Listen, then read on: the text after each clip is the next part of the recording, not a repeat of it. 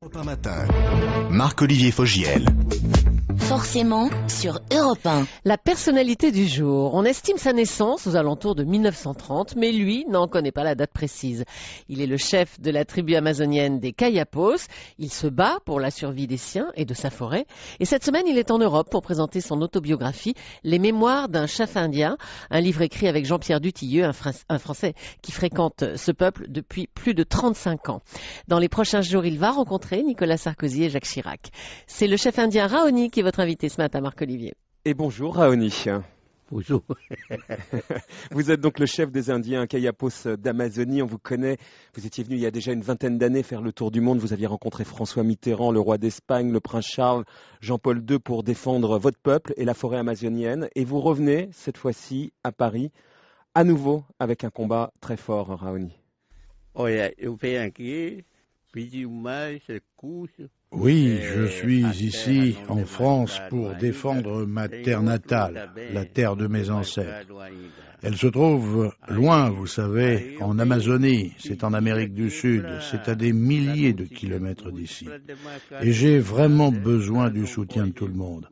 Mon peuple est vraiment en danger. Alors vous êtes ici en France, Raoni, pour empêcher la construction d'un barrage, celui de Belo Monte, qui va engloutir les terres de nombreuses tribus de la région. Et il y a urgence. C'est pour ça que vous êtes aujourd'hui à Paris pour vous battre, avant de vous battre éventuellement avec les armes là-bas chez vous en Amazonie. Exactement, c'est ma grande préoccupation. Mes hommes, vous savez, sont en train de préparer des massues et des armes de guerre, alors que pourtant je ne souhaite pas que mon peuple se batte. Mais il y a tellement d'inquiétudes. Les gens sont vraiment très en colère, ils sont révoltés. Il faut bien que vous compreniez une chose, s'il n'y a plus de forêt pour nettoyer l'air, eh bien, les vents et les pluies deviendront de plus en plus forts. Il n'y aura plus d'ombre sur la terre et le soleil va tout brûler. Quand vous vous retournez sur votre passé, vous dites quoi? Que vous vous êtes battu toute votre vie pour sauver vos frères indiens, c'est ça? C'est un combat de lutte contre l'envahisseur pour sauver votre peuple, Raoni? Aujourd'hui, la population de mon peuple augmente chaque année. Et mon combat, je ne le fais pas pour moi, mais pour nos générations futures. Pour que cette nouvelle génération n'oublie pas notre culture et nos coutumes. Ce que vous dites, Raoni, et ce que vous écrivez, c'est « Je ne veux pas que les Indiens deviennent comme les Blancs. Je n'aime pas ce monde où le seul moyen de vivre dignement est d'avoir de l'argent. Nous n'avons pas inventé l'argent et nous n'en avons pas besoin. Notre forêt nous a toujours donné de quoi vivre avec dignité. Chez les Blancs, il faut payer pour tout, même pour aller aux toilettes.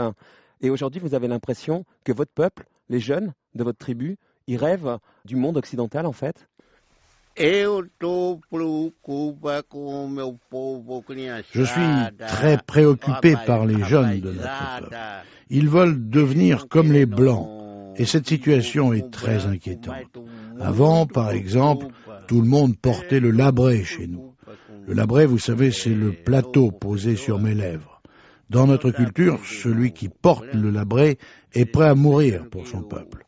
Aujourd'hui, les jeunes n'ont plus cette mentalité de guerrier, et je le regrette vraiment. Quand vous dites « je dois sécuriser notre territoire une fois pour toutes avant de mourir », vous avez l'impression qu'aujourd'hui, votre territoire et votre peuple est en danger, Raoni?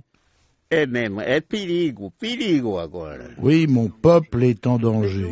Personne ne nous respecte, nous les Indiens. Nous respectons les Blancs, nous respectons les villes, nous respectons les fermes. Les Blancs sont devenus fous. Ils veulent en finir avec la terre, ils veulent tout saccager.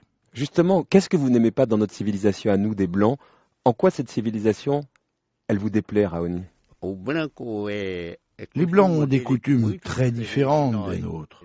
Vous semblez être intéressés par une seule et unique chose, l'argent. L'argent, détenir de l'argent, toujours plus d'argent. Avec l'argent du livre que vous venez évidemment aussi promouvoir en France, Raoni, les mémoires d'un chef indien, vous allez en faire quoi de cet argent? J'imagine que vous allez l'utiliser pour défendre votre peuple? Eh bien, avec cet argent récolté grâce aux ventes du livre, je compte mettre des barbelés tout autour de ma terre pour délimiter notre territoire. C'est ça qui est important, voilà. Cette démarcation, voilà. Ça c'est le combat évident. Vous êtes arrivé donc en France pour parler de ce livre, pour aller voir Nicolas Sarkozy et Jacques Chirac pour lutter contre ce barrage. Quand vous arrivez d'Amazonie, que vous arrivez en France, c'est pas un trop gros choc, Raoni, pour vous? Lorsque je viens chez vous en ville, je dois m'habiller, je dois porter une chemise et un manteau. Tandis que chez moi, je n'ai pas besoin de porter tout ça. Je suis tout nu. D'ailleurs, je peux vous montrer les peintures qui sont sur mon corps. Je suis complètement peint. Regardez. Voilà, je vous montre là. Montrez-le à votre caméra. Vous enlevez votre chemise donc, Raoni. Et on va voir les peintures d'Araoni. À la radio, c'est pas facile.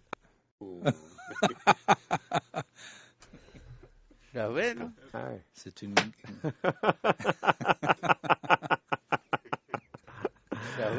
Bravo. Et Raoni, il n'y a rien chez nous qui vous fait envie, que vous voudriez ramener de chez vous? Est-ce que dans notre mode de vie à nous, il n'y a rien qui vous fait envie? Vous vous dites finalement, ils sont pas si mal, ces blancs? Ce que je pourrais ramener chez moi, eh bien, j'aime vos fusils, j'aime vos hameçons, vos fils de canne à pêche aussi. Bien plus simple pour attraper de la nourriture. Mais vous n'aimez pas nos téléphones portables, nos ordinateurs, nos avions, nos réfrigérateurs? Vous savez, dans notre peuple, certains jeunes aujourd'hui débutent l'apprentissage de l'informatique. Ils apprennent aussi à utiliser des générateurs pour l'électricité. Nous, les vieux, nous ne connaissons pas ces choses-là. Nos seules activités auparavant, c'était la chasse et la pêche. Mais l'arrivée des Blancs a tout modifié. Vous, les Blancs, laissez-nous tranquilles. Laissez cette forêt pour mes petits-enfants, je vous en supplie. À propos de votre petit-enfant, Raoni, quand vous serez plus là, est-ce que quelqu'un va reprendre le combat pour défendre votre peuple? Non, personne. Je n'ai trouvé personne pour le moment pour prendre ma succession. Mon seul but aujourd'hui, je vous le répète, c'est de sensibiliser le monde entier autour de la défense de ma terre en Amazonie. Moi, lorsque je perdrai la vie, lorsque je partirai, eh bien mes petits-enfants, eux, auront un endroit où vivre. Vivre sur la terre de nos ancêtres. Merci beaucoup, Raoni. Les mémoires, Raoni, les mémoires d'un chef indien, donc avec l'aide donc de Jean-Pierre Dutilleux. Merci beaucoup, Jean-Pierre. Merci beaucoup, Raoni. Bon combat. Merci à vous de m'avoir accueilli.